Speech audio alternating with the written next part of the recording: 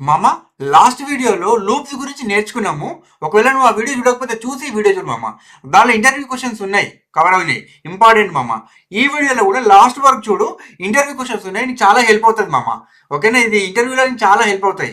ఓకేనా, ఈ వీడియోలో మనము ఫంక్షన్స్ అంటే ఏంటి, ఫంక్షన్ ఎలా క్రియేట్ చేయొచ్చు, ఫంక్షన్ వల్ల యూజ్ ఏంటి అనేది మీకు క్లియర్గా అర్థమయ్యేటట్టు చేస్తామమ్మా. ఓకేనా, ఫంక్షన్ అనేది రీయూజబుల్ రీయూజబుల్ కోడ్ బ్లాక్ మామ.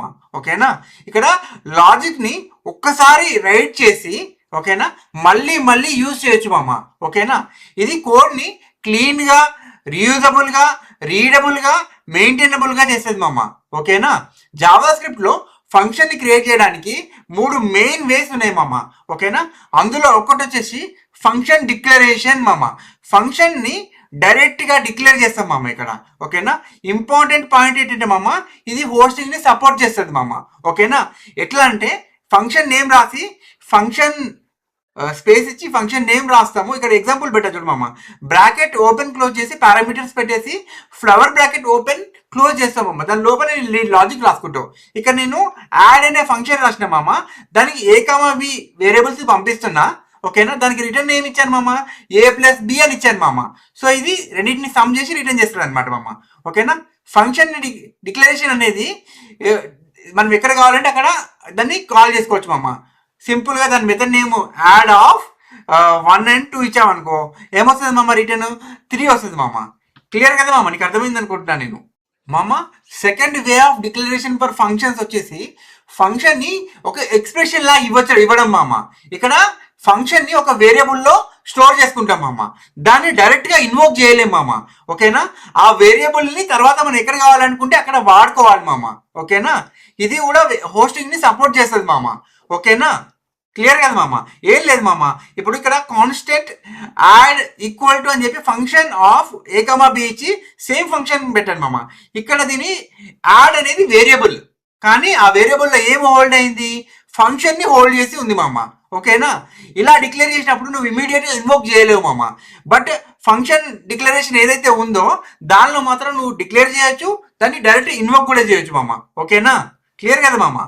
మామ, third way of declaring functions మామ, ఇందులో మనము యారో ఫంక్షన్స్ ని యూజ్ చేస్తాం మామ. ఓకేనా, ఇది ES6 అనే ఫీచర్స్ లో వచ్చినాయి మామ. ఓకేనా, ఈ సింటాక్స్ కోసము చాలా సింపుల్ గా ఉంటది మామ. దీనిలో దిస్ అని వాడలేవు మామ, కానీ పైన ఎబో 2 ప్లేసెస్ లో మాత్రం దిస్ అనేది వాడుకోవచ్చు, ఎందుకంటే అది ఫంక్షన్ స్కోప్ కాబట్టి. ఇక్కడ ఫంక్షన్ స్కోప్ ఉండదు మామ, అందుకని చెప్పి దీనిలో దిస్ వాడలేము. ఓకేనా, ఇది బిహేవియర్ డిఫరెంట్ గా పనిచేస్తుంది మామ. ఏం లేదు, ఒక వేరియబుల్ ఇచ్చి ఈక్వల్ టు అని చెప్పి బ్రాకెట్ ఓపెన్ క్లోజ్ చేసి A, B ఇచ్చి గోస్ టు అంటారు మామ. ఈక్వల్ టు పెట్టి గ్రేటర్ దెన్ పెట్టినాం అనుకో మామ, దాన్ని గోస్ టు అంటారు మామ. తర్వాత A+B అని ఇచ్చాను, బై డిఫాల్ట్గా అది సింగిల్ ఆరో ఫంక్షన్ కాబట్టి, సింగిల్ లైన్ రిటర్న్ కాబట్టి దానిలో డైరెక్ట్గా A+B అని ఇచ్చేసాం మామ. ఓకేనా, ఇది మోడర్న్ జావా స్క్రిప్ట్ లో ఇలా వాడతాం మామ. దీన్ని ఆరో ఫంక్షన్స్ అంటారు మామ.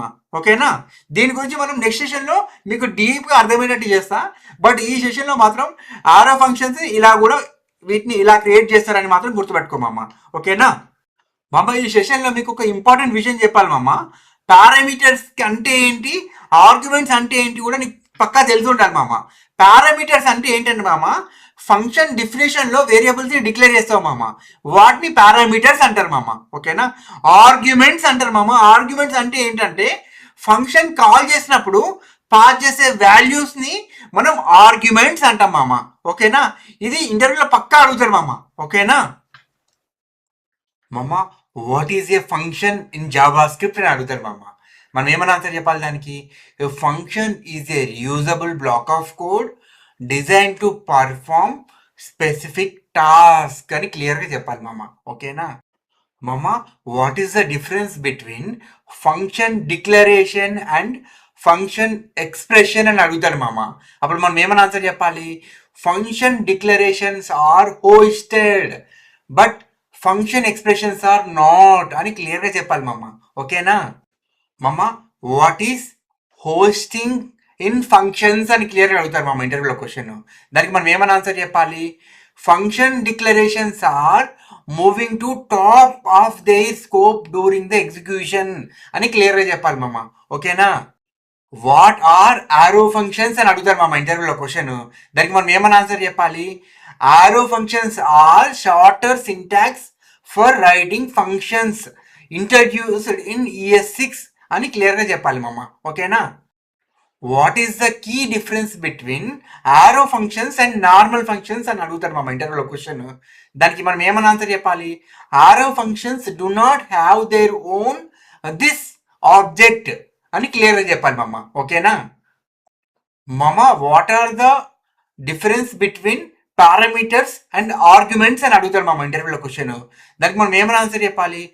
Parameters are variables in a function definition but arguments are passed while during the function call అని క్లియర్గా చెప్పాలి మామ. ఓకేనా?